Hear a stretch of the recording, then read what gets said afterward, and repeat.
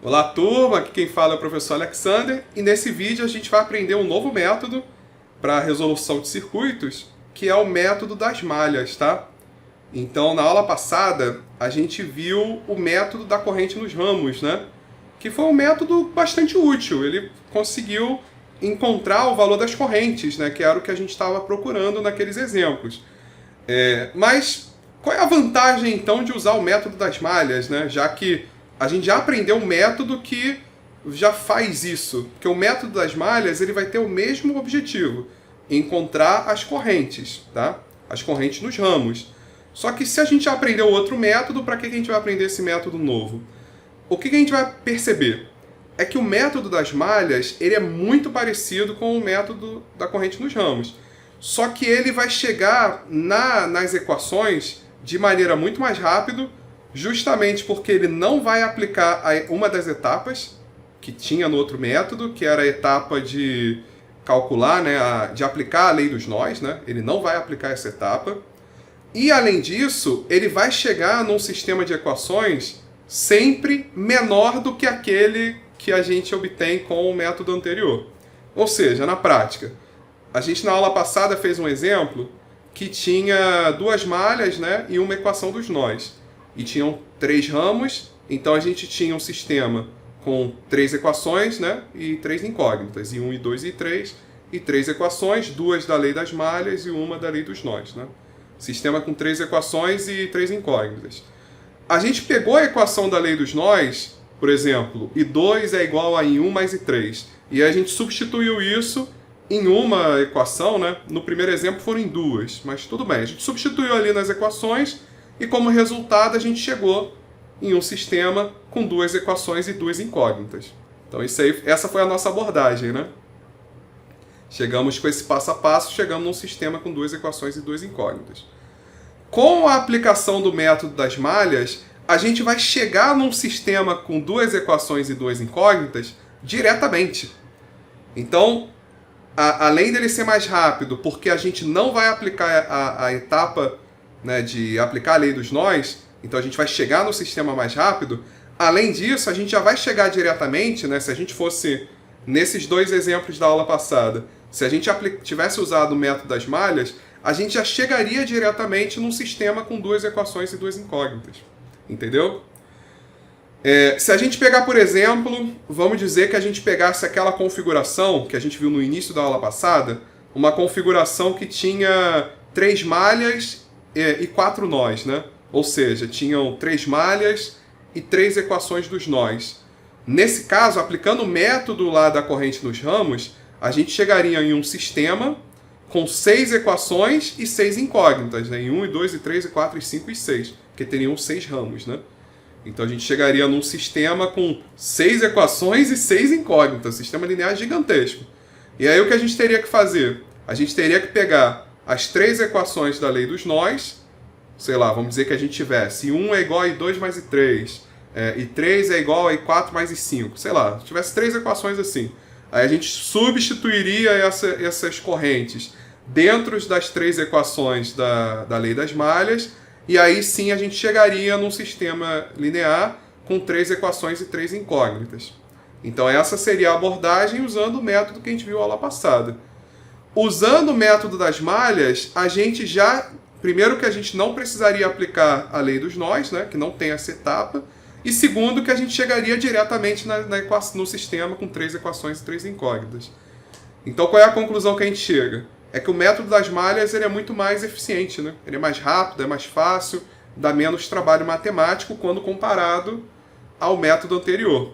E a forma como a gente usa ele é muito parecida, né? A gente vai ver que ele é muito semelhante ao método anterior. Então por isso, por essas vantagens, é que o método das malhas ele é muito mais popular. Então ele é muito mais usado do que o método da corrente nos ramos, que serviu para a gente mais como uma introdução ao tema, para entender de forma didática, né? Ele é mais didático de se entender, tá? Mas vocês vão ver que sistematicamente eles são muito parecidos. Então vamos lá. O método das malhas incorpora muitos dos conceitos do método da corrente nos ramos que a gente viu na aula anterior. Só que o método das malhas ele é mais utilizado do que o método da corrente nos ramos. O método da corrente ele foi introduzido para servir como base para o método das malhas. Então a gente está vendo, a gente aprendeu ele mais para ficar mais fácil de entender o método das malhas. A diferença entre os dois é que o método das malhas elimina a etapa de aplicar a lei dos nós. E, consequentemente, o número de variáveis vai ser igual ao número de malhas, tá? E aí, consequentemente, o número de variáveis e o número de equações, a gente só vai aplicar a lei das malhas, então a gente só vai ter equações das malhas, né? Então, o número de variáveis e o número de equações é igual ao número de malhas. Então, não importa quantos nós tenham. O objetivo desse método é o mesmo, né? Encontrar o valor das correntes em cada ramo. Com isso é possível, tendo a corrente, a gente pode calcular as tensões e as potências se pedir, né? Quais são as etapas do método das malhas? Muito parecido com o anterior.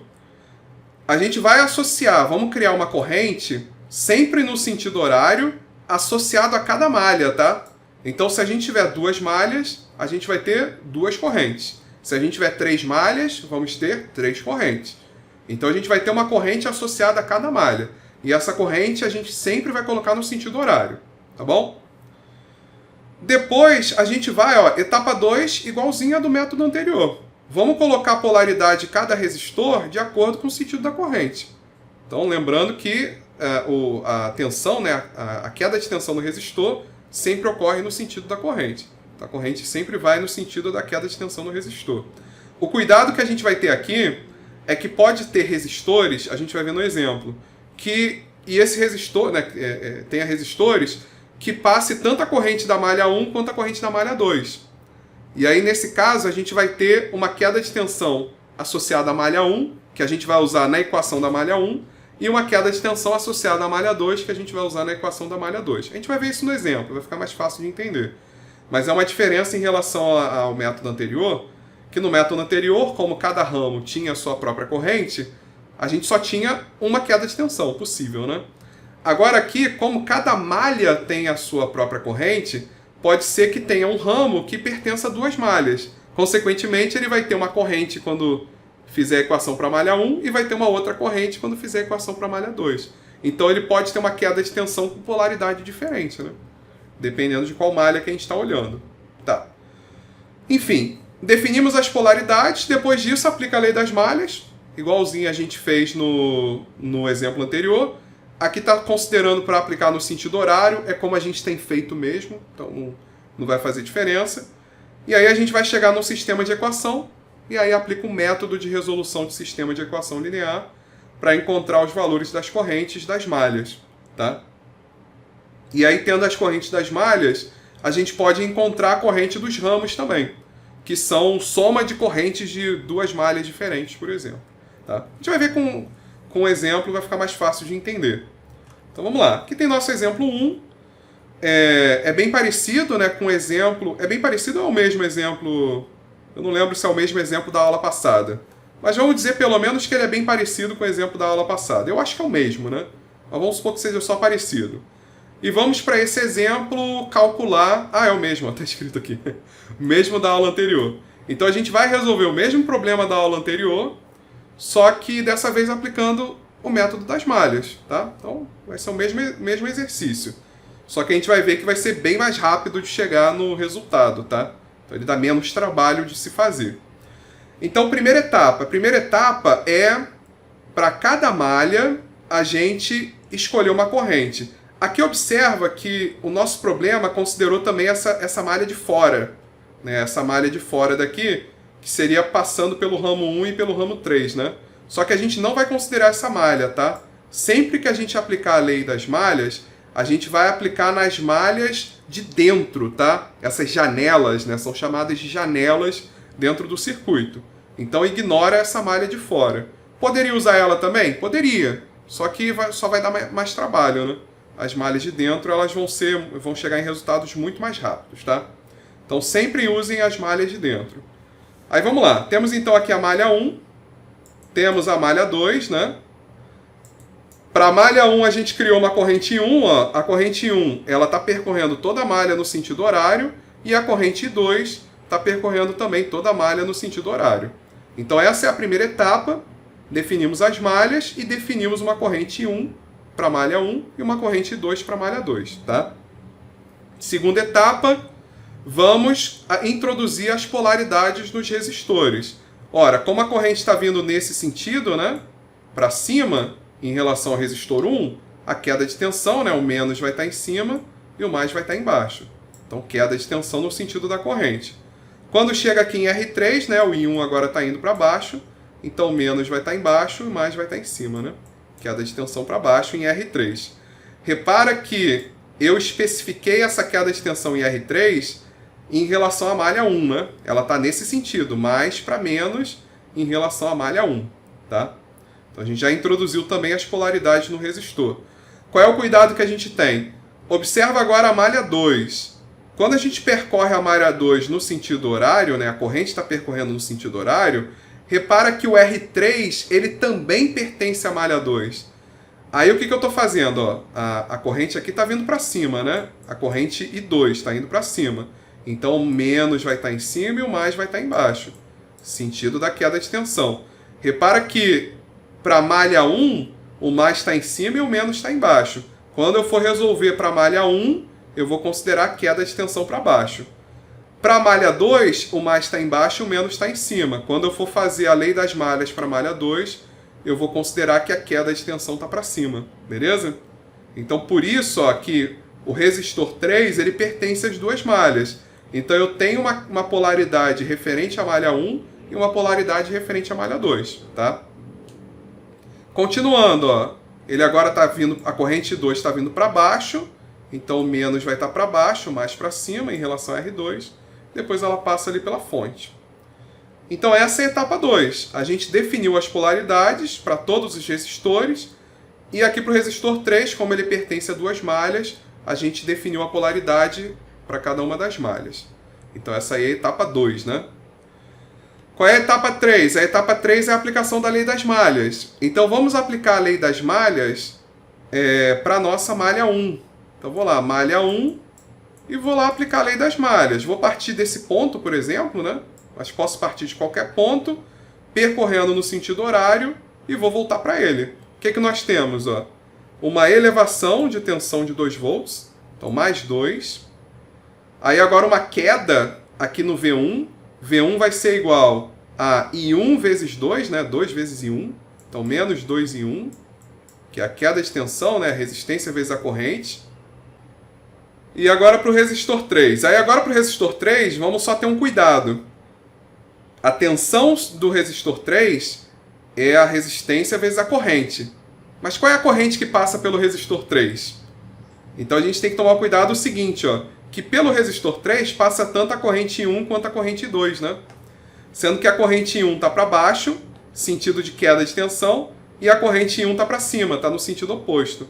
Então eu posso escrever, por exemplo, assim, ó, menos, né, que está no sentido da queda de tensão, 4, que é a resistência, vezes a corrente. Mas quem é a corrente que passa por I3? É a corrente I1, só que a tal corrente I2 também passa por ele, né? Só que no sentido oposto. Então eu vou botar menos I2, porque ela está no sentido oposto a I1. Beleza? Então, o que está acontecendo aqui é que no lugar de colocar o I3, como a gente fez no problema anterior, né? A gente definiu um I3, aqui a gente está colocando um I1 menos I2. Então é isso que faz a gente chegar na solução mais rápido. Porque ao invés da gente definir um I3 e ficar carregando esse I3, a gente já cria aqui um I1 menos I2, né? E aí a gente só trabalha com duas incógnitas ao invés de trabalhar com uma terceira. Então olha só o que aconteceu. Ó. Elevação de tensão de 2 volts, queda de tensão de 2 vezes I1, queda de tensão de 4 vezes I1 menos I2, porque aqui tem tanto a corrente I1 quanto a corrente I2 passando por esse resistor. E aqui a tensão é o quê? É a resistência vezes a corrente. E eu sei que essa corrente que passa por ele vai ser I1 menos I2, tá? Ah, mas e se I2 for negativo? Agora não importa. Se I2 for negativo, quer dizer que na verdade I2 estava para baixo também. Se I1 for negativo, quer dizer que I1 na verdade estava para cima. Então isso não importa para a gente agora, porque se o resultado der negativo, a gente sabe que era o sentido oposto, tá? Mas seguindo essa consideração que o I1 está para baixo e o I2 está para cima, então a corrente que passa por ele vai ser um I1 menos I2. Tá? Que eles estão em sentidos opostos. E aí eu cheguei aqui de novo no mesmo ponto, então isso aqui é igual a zero. Então eu cheguei a essa equação daqui. 2 menos 2I1 menos 4 vezes I1 menos I2 é igual a zero. Aí aqui eu posso fazer a distributiva, né? E aí eu vou passar já o 2 para o outro lado. Então aqui vai ficar menos 2I1 menos 4I1, né? Por causa da distributiva, vai ficar menos 6I1. Aí aqui, ó, menos 4 vezes menos I2, menos com menos dá mais, então vai ficar mais 4I2. E esse 2, quando eu passar para o outro lado, vai ficar menos 2, né? Bem, então essa daqui é a nossa primeira equação que veio da malha 1, tá? Então, menos 6I1 mais 4I2 é igual a menos 2. Coloquei as variáveis do lado esquerdo, a constante do lado direito, né? Que aí depois, quando a gente for montar o sistema, se for resolver isso usando alguma regra, né? Normalmente ela fica organizada dessa forma mesmo, tá? Bem, aí a gente vai fazer a mesma coisa para a malha 2. A gente vai de novo aplicar a lei das malhas, só que dessa vez para a malha 2.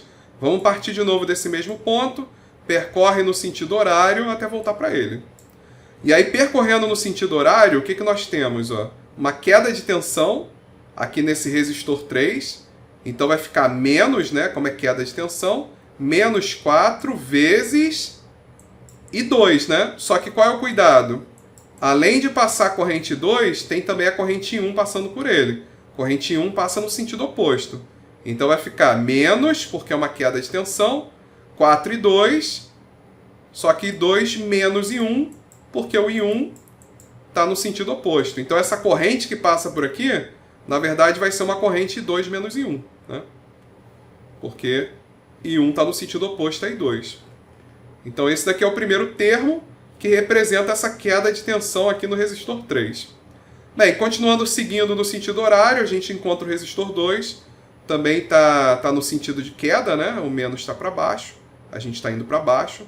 Então vai ficar menos 1 vezes I2. Passando ali também pela fonte, a gente também está no sentido, ó, da queda dela. Então, menos 6. Isso aqui é igual a zero. Então, voltamos aqui para o ponto da onde a gente saiu. Então, a gente tem ali a queda de tensão no resistor 3, queda de tensão no resistor 2, queda de tensão na fonte. Então, ficou todo mundo negativo. E aí ficou menos 4 e 2 menos I1, menos 1 e 2, né, que é a corrente, menos 6 é igual a zero. Bem, vou passar o 6 para lá, vou fazer essa distributiva. E aí, fazendo essa distributiva, vai ficar menos 4 e 2, menos e 2. Isso vai dar menos 5 e 2. Eu vou botar o menos 5 e 2 aqui, tá? Só para a gente ficar na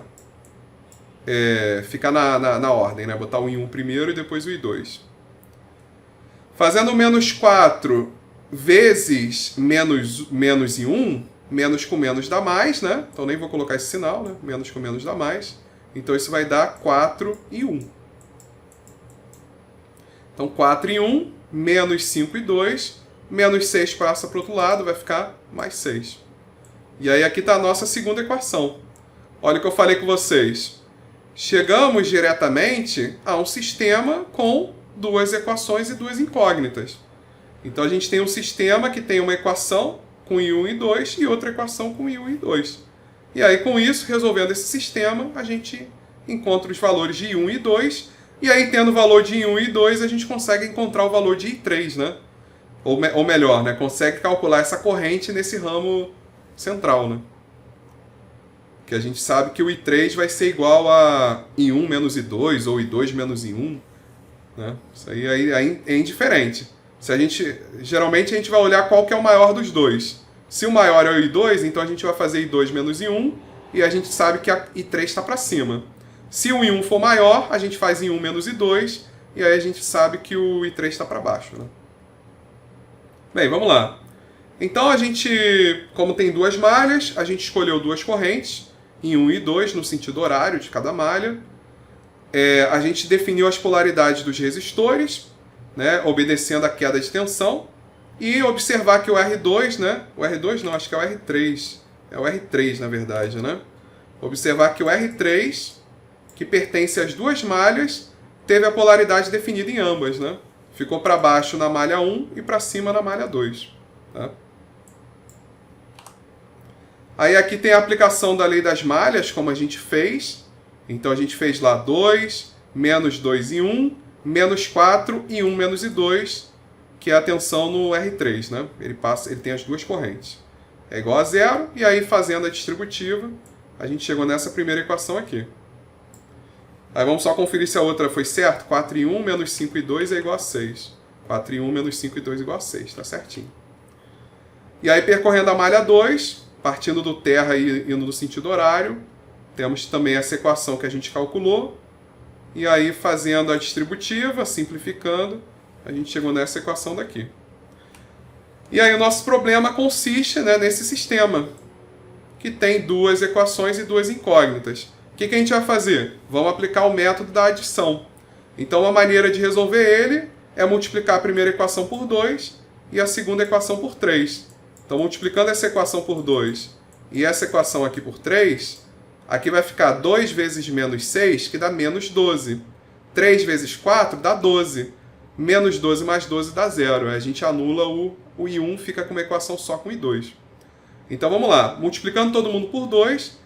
vai dar, a equação 1 vai ficar menos 12 e 1, mais 8 e 2 é igual a menos 4, que é o que está mostrando aqui, né? Menos 12 e 1, mais 8 e 2 é igual a menos 4. Multiplicando a equação 2 por 3, vai ficar 12 e 1, menos 15 e 2 é igual a 18. 12 e 1, menos 15 e 2 é igual a 18. E aí agora a gente pode somar uma na outra, que aí o menos 12 mais 12 vai dar 0, né? 8 menos 15 vai dar menos 7, menos 4 mais 18 vai dar 14. Então a gente chegou numa equação que só tem o I2. Menos 7 e 2 é igual a 14. Passa o menos 7 para o outro lado dividindo. E 2 é igual a 14 dividido por menos 7, que vai dar menos 2 ampere. O que significa o sinal negativo? Significa que, na verdade, o sentido de I2, que a gente considerou que I2 está nesse sentido aqui, né? Na verdade, o I2 não está para baixo, né? O I2 está para cima, né? Então, na verdade, o I2 está para cima. Essa que é a conclusão que a gente chega. Ó. Esse sentido aqui para I2 está ao contrário, né? Na verdade, o I2 está para cima. Beleza? Então, essa que é a conclusão que a gente chega, mas vamos manter esse resultado negativo. Depois, no final, a gente inverte isso, tá? Bem, agora que a gente tem o valor de I2, a gente pode substituir ele em qualquer uma das duas equações. Aqui, por exemplo, a gente substituiu nessa equação 1. Então, aqui vai ficar menos 6 e 1, mais 4 vezes menos 2, né? Porque o I2 é igual a menos 2. Mais 4 vezes menos 2 é igual a menos 2. Que é o que está escrito aqui, ó. Menos 6 e 1, mais 4 vezes menos 2 é igual a menos 2. 4 vezes menos 2 dá menos 8. Passa o menos 8 para o outro lado, fica mais 8. Mais 8 menos 2 dá 6, que a gente escreveu aqui. Então, menos 6 e 1 é igual a 6. Passa o menos 6 para o outro lado dividindo. 6 dividido por menos 6 dá menos 1. Novamente, o que aconteceu? O sentido que a gente atribuiu para I1, a gente atribuiu que o I1 está para cima, né? Mas, na verdade, ele não está para cima. Na verdade, I1 está para baixo, tá? Então, essa é a conclusão que a gente chega. Na verdade, a gente tem uma corrente I2 de 2 ampere para cima. Então, tem uma corrente I2 aqui de 2 ampere para cima, entrando nesse ponto. E temos uma corrente I1, né, de 1 ampere para baixo. Né? Então, ela vai estar saindo desse ponto. E aí, como que eu calculo, então, essa corrente I3? Se eu tenho uma corrente de 2 ampere entrando e uma corrente de 1 ampere saindo... Então, né, como a soma das que entram tem que ser igual à soma das que saem, a gente vai ter aqui uma corrente de 1 ampere saindo, né?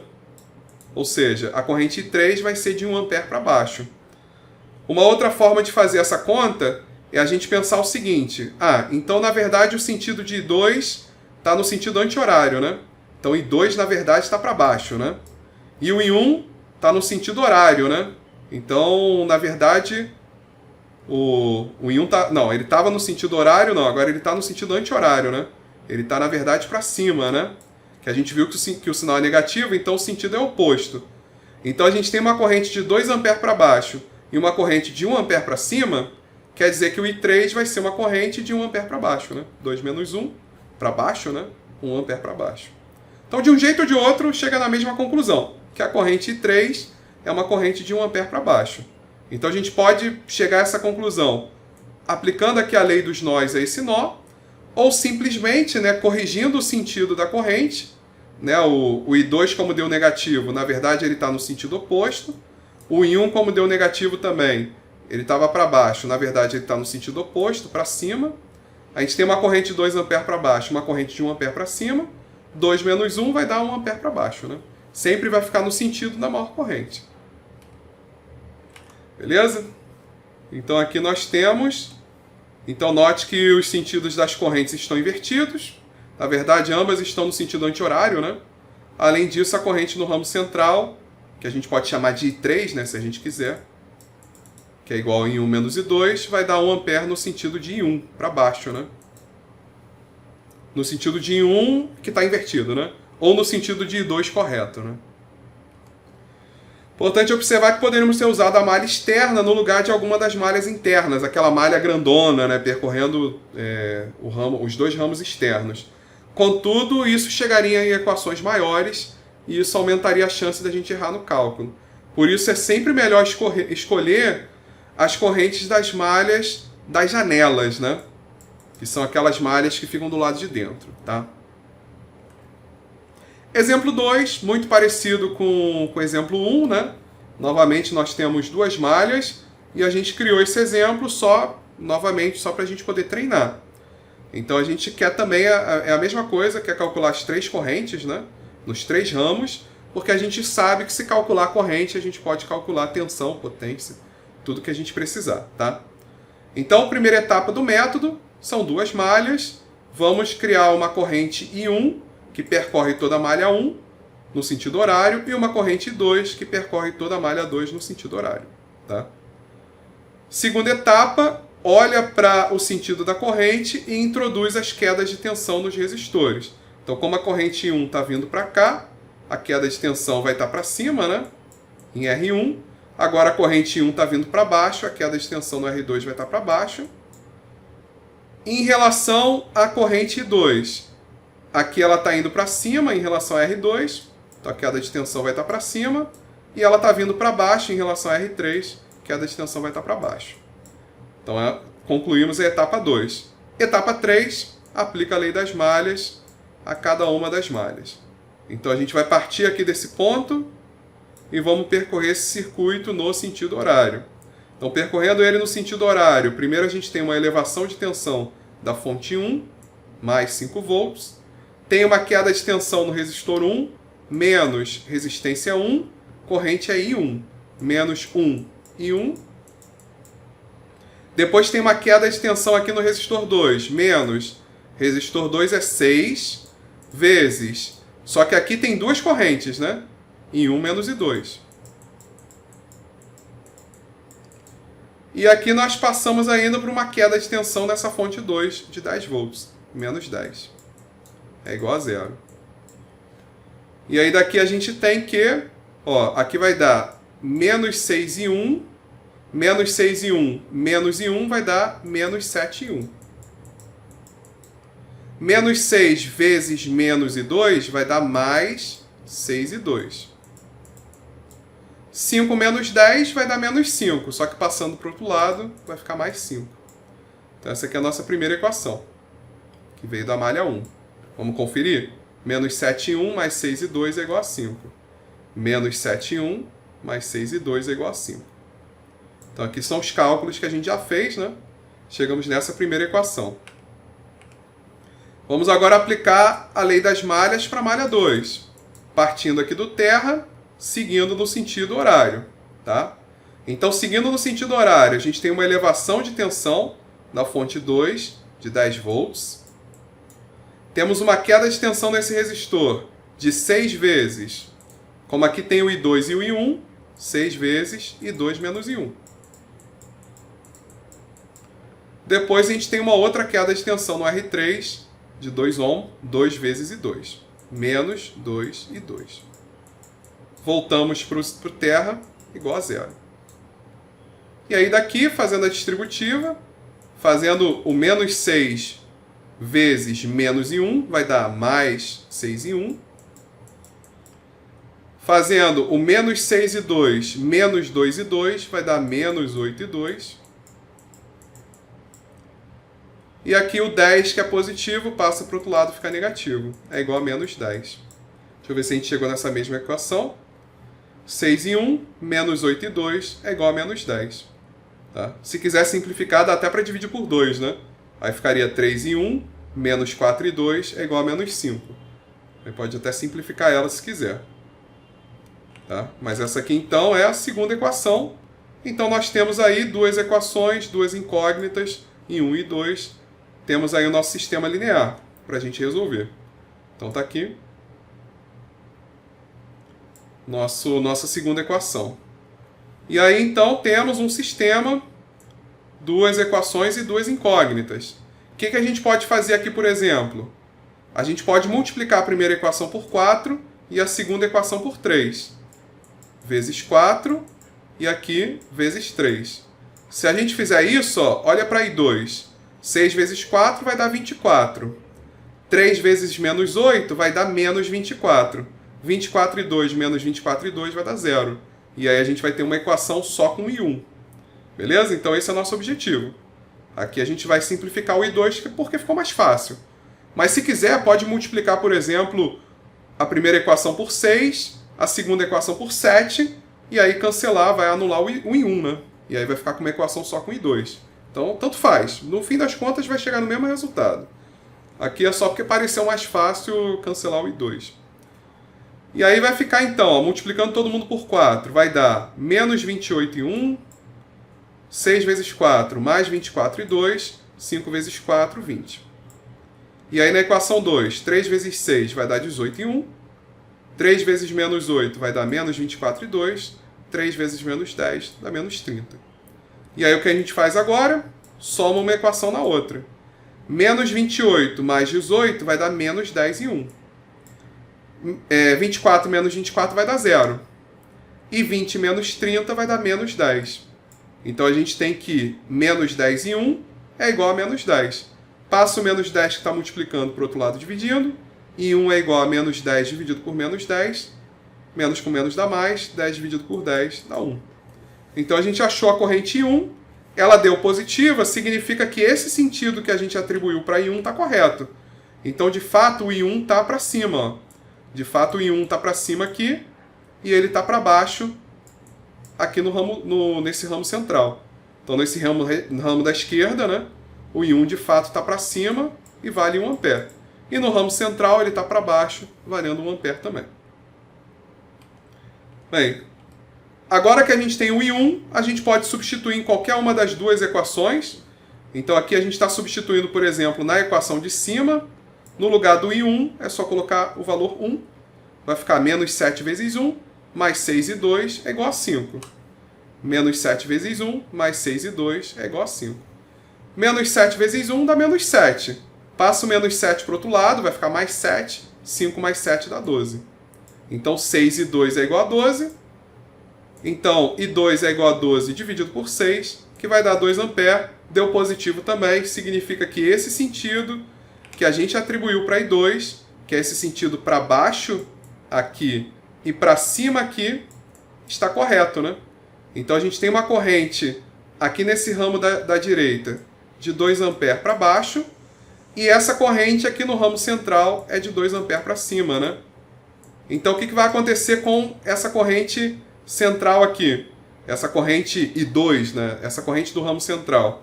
A gente tem uma corrente de 2 ampere para cima e uma corrente de 1 ampere para baixo. Então a corrente resultante aqui vai ser de 1 ampere para cima, né? Então a corrente resultante no ramo central vai ser de 1 ampere para cima. Que é fazendo o I2 menos I1, né? Então I2 menos I1 vai dar 2 menos 1, que é 1. Como o sentido da maior corrente é para cima, então o sentido da corrente no ramo central vai ser para cima. Tá? Então essa aqui é a conclusão que a gente chega. Ó. Note que os sentidos das correntes I1 e I2 estão corretos. ou seja, ambas estão no sentido horário, né? Que é porque o resultado é positivo. Além disso, a corrente do ramo central, como I2 é maior do que I1, ela vai ser de 1 ampere para cima. Certo? Então, com isso, fechamos mais um vídeo. Nos vemos no próximo vídeo. Valeu!